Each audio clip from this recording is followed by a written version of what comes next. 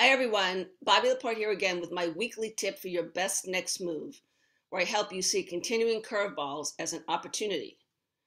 We're done reacting to them or pausing and waiting for some new kind of certainty, to return.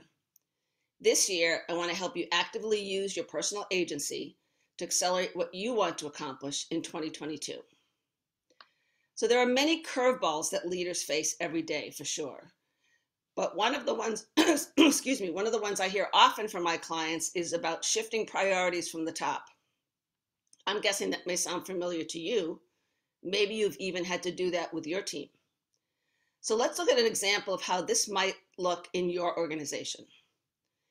So you've been working on a strategic initiative with your team that has high visibility in your organization. Your team is energized and excited about their work on this project.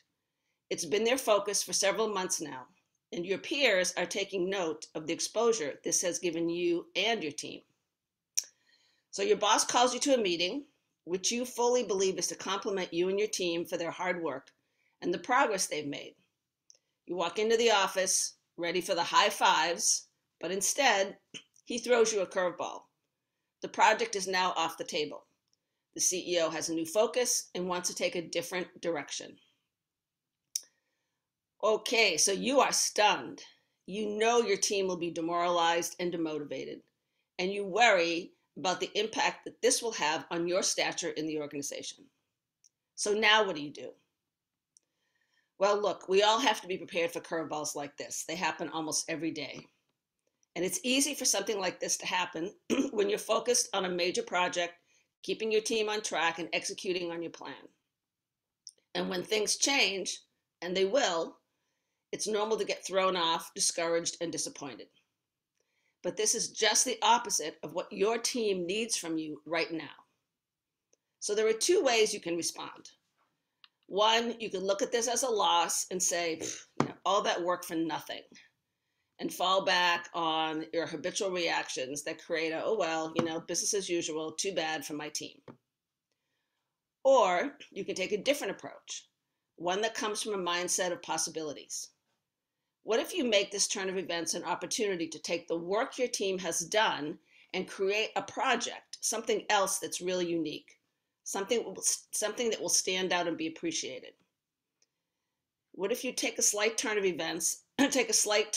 this turn of events and make this something your team would really feel proud of and something that will continue to give them visibility in the company? And instead of looking at the problem and wondering where the solution will come from, ask yourself this question: what are the strengths of myself and my team?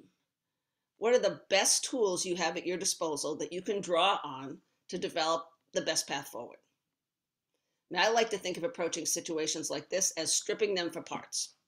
Basically finding what's good and useful in a challenging situation to help you and your team move forward. Now, these questions might sound time-consuming, but they're not. They just make us think differently about opportunity. And when we stop to think, to question whether our automatic default responses are the best way to go, we're able to develop a broader portfolio of options. So whether it's changing priorities from the top, or other curveballs that hit every day, it's important not to default to what you may have done in the past. Don't be resigned to this and other changes. And don't give up your personal agency and think you can't make a difference, because you can. By just stopping to think about how you can respond differently, to give yourself time to think about how to see this as a positive experience, and to see it as a way to amplify the assets and the contribution that you and your team can continue to make. So that's the scenario for this week. That's my tip. I'll see you next week. But in the meantime, use your personal agency to make uncertainty a part of your success strategy for 2022. All right, everyone, have a great week. Take care. I'll see you next week.